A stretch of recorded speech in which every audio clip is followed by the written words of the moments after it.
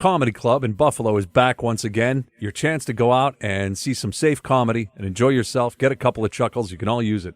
And Shane Gillis is one of those guys that'll make you laugh. Funny guy. He's got the backstory, of course, which was he was supposed to be on Saturday Night Live.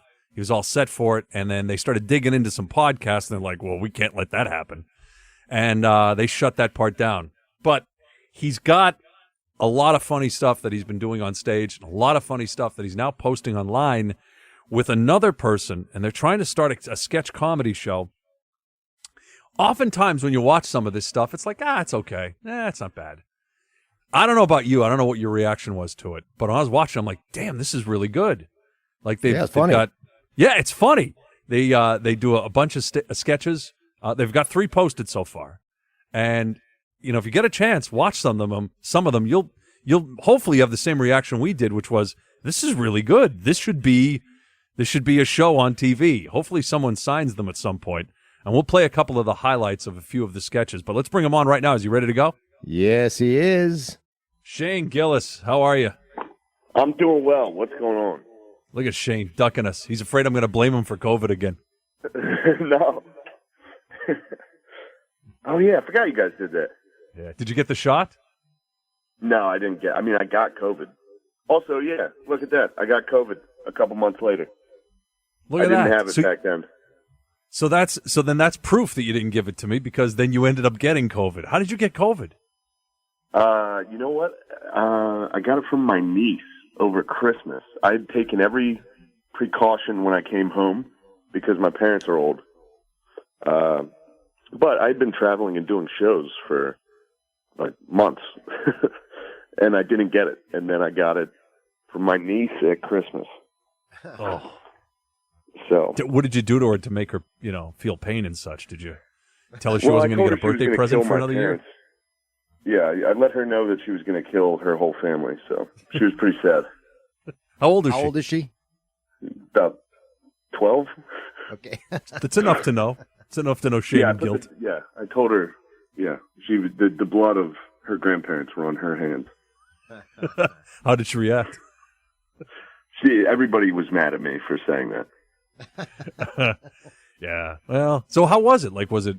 You made it through, so you lived. But did it get ugly? Did you lose taste and smell? Mine wasn't bad. I just lost my sense of smell. That was the only symptom. But some people get crushed. So I got lucky. Yeah. And working with Big J. Okerson, that's probably a good thing. Yes, definitely. New York has figured this thing out. They've gotten really good at it, to the point now where they're yelling at people. They're like, we've got open vaccinations. Come get one. And meanwhile, I'm still in touch with my friends and people I know in Pennsylvania. Like, yeah, it's probably not going to be until 2025 when we get our vaccine. I'm like, what are they doing in PA? Yeah. Dying. Yeah, I think we're going to see what happens to you guys. Yeah. You know what I mean? See if we get a third arm. Be like, all right, go ahead, let them take it.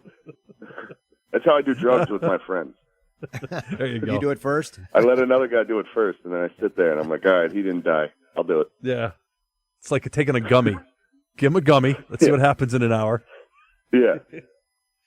Oh, man. Have you got, because I was watching your podcast with Shane, the Matt and Shane's secret podcast. Oh, thank you. And you went back to PA, right? About a month ago? Yeah, I haven't been in New York in like a month straight, at least. I've been just kind of traveling, and we were filming a bunch of sketches in Philadelphia. So I was here for the last like month, and we just put those out. Go ahead, check those out. It's called Gilly and Keeves on YouTube. They're funny. You'll like them. Gilly and Keeves. Yeah, we were checking some of those out. I've got some audio I don't want to play. So this is, why don't you set up for us the ISIS Toyota? I'll play about a minute of it. But what's the setup on ISIS Toyota? Okay. ISIS Toyota is a guy whose name is Bob ISIS, and he's trying to distance himself from the ISIS name. Well, everyone's telling him to lean into it to try to make it funny. He's like, I'm not going to embarrass my father's name. This car dealership is ISIS Toyota. I don't know. He's trying to stick with it. He's trying to, yeah, right. Like you said, he doesn't want to destroy the good name, and he's trying to. So here's a little of that. Hello, I'm Bob ISIS of ISIS Toyota. and we have a great collection of pre-owned certified Toyotas. But there's one thing I want to make very clear, and it's that we have nothing to do with the terrorists over there in the Middle East right now. And that's why we are the good ISIS. All right, listen, you gotta lean into the ISIS thing. It's a good marketing tool. The great marketing tool. I agree with Barbie. I think you should be like, here at ISIS Toyota, we'll behead the competition. Yes. No, we're not doing Yes. this. What are you guys talking about? We're not wishing death to any of our enemies. We are wishing death to high prices. Me and Barbie, we can hold AK-47s. Yeah. No.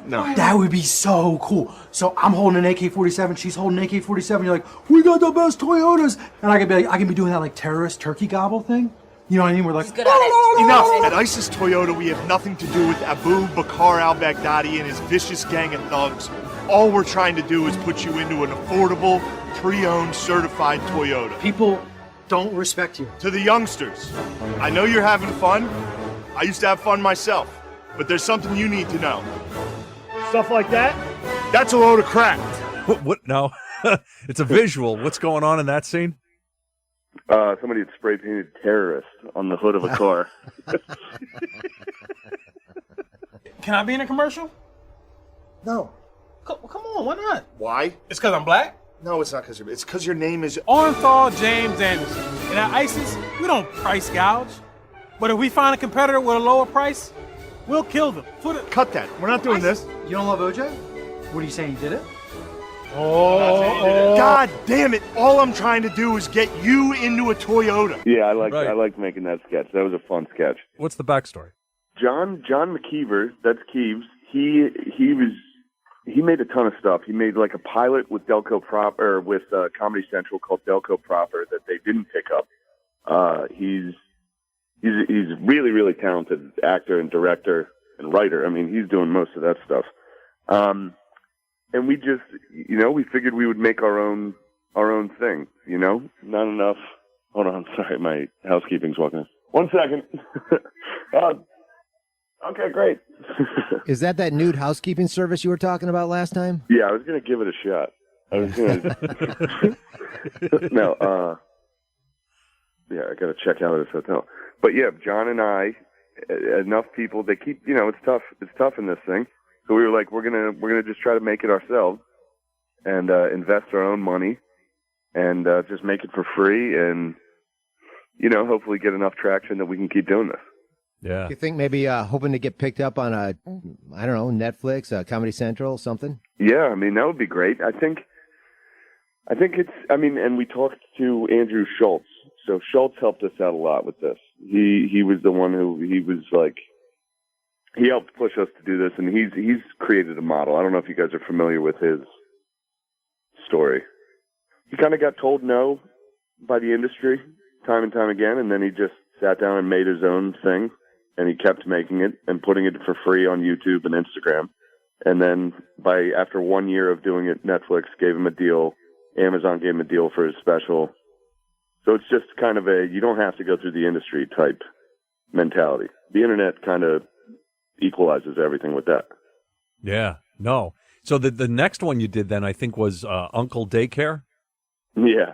It was really good. And all these uncles, they're looking, they have no place to go. So they, this daycare shut down because they weren't doing anything with kids. So they invited these uncles. Hey! Uncle Hank, good to have you today. I got a hemorrhoid like a monkey knuckle. All right. When most people have an uncle, they never think they'll spend all day with them. Hey, you guys think fire's beautiful, right? Good morning, Miss Holly. My mom told me to say thank you for all the prayers for our iguana. Once COVID hit, that nightmare became a reality. Each day starts with a morning meeting. Wait, what? We give all the uncles a scratch-off ticket with their schedules on it. Yoga? God damn it. This is conspiracy class. I actually have evidence that Jimmy Hoffa was one of the pilots on one of the planes. My cousin told me. What? Yeah. And these they look like a group of your comic buddies. They come in, but they're really funny. They're hilarious. Oh man, yeah, that was just all the guys from Philly. And then the last one that was just released, it just came out, I think a couple of hours ago, actually. Which one is that? Yeah, the one that came out last night, it's called Sleep Cop. And this one's kind of our weirdest one, so don't judge us on this one. But just a cop that sleepwalks and comes down and ruins a party that his wife and he were having. You gotta throw up some acting chops on this one, Shane. You did a good job, though. Oh, thanks a lot. Thank you very much. Yeah, I'm excited about it. Yeah, there's a reason, I can act a little.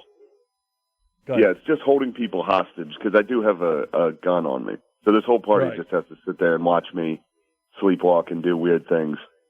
Yeah. Gillian Keeves. It's on YouTube. So are you back? Are you back in the clubs? Have you been able to finally get Yeah. some stand-up? I'm back in the clubs. In fact, I'm back. I did Helium Philadelphia last night. A couple of my friends came over and we did comedy. It was fun. Yeah. Yeah, I'm looking at We your were schedule. surprised Of course, when you got Buffalo Helium Comedy opened back Club up. this weekend, and then you're all over the place. I mean, you got Harrisburg, Tampa, you're going to Minnesota, all kinds of places. I'm going to see if I can get COVID 3 times. I might count the one you guys accused me of as one. So technically I got it twice. If I can get 3 or 4, just become a legend. You'll get all kinds of pub and then you can promote the podcast, the comedy sketch show, and your touring dates. That's a terrible super. Of course, that's a terrible see superpower to because have. they assume you have COVID. Yeah, just keep getting COVID. Just keep getting it.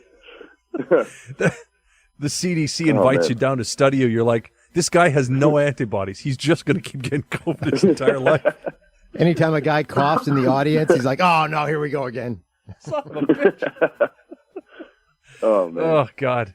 Yeah, your nasal passages are destroyed. You can't taste or anything ever for the rest of your life. You're like, what does it matter? Who cares? That was all right. I was when I lost my sense of smell, I was like, all right, if I lose my sense of taste, maybe I'll start eating healthy. How'd that But, go? I got Is the it. smell taste back? never left. I'm still fat. Yeah. Is your sense of smell back? Sense of smell is back.